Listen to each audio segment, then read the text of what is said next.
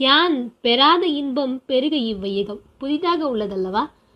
யான் பெற்ற இன்பம் பெருக இவ்வையகம் என்றுதான் கேள்வியுற்றிருப்போம். ஆனால் யான் பெறாத இன்பம் பெருக இவ்வையகம் என்று வாழ்ந்து காட்டியவர் காமராஜர். யான் பெறாத இன்பமான கல்வி இன்பத்தை அனைவரும் பெற வேண்டும் என செயல்பட்டவர். 10 ஆண்டுகள் முதலமைச்சராக இருந்தும் அவரிடம் 2 சட்டைகளும் 2 வேட்டிகளும் மட்டும்தான் இருக்குமாம். எங்காவது புறப்பட வேண்டும் என்றாலும் கூட, இந்தா இருங்க, சட்டை காயுது, போட்டுக்கிட்டு வந்துடுறேன் அப்படிம்பாராம். இந்த எளிமை நாம் அனைவரும் அவரிடமிருந்து கற்றுக்கொள்ள வேண்டியது. எளிமையானவர், அதோடு மிகச்சிறந்த சிந்தனையாளர்.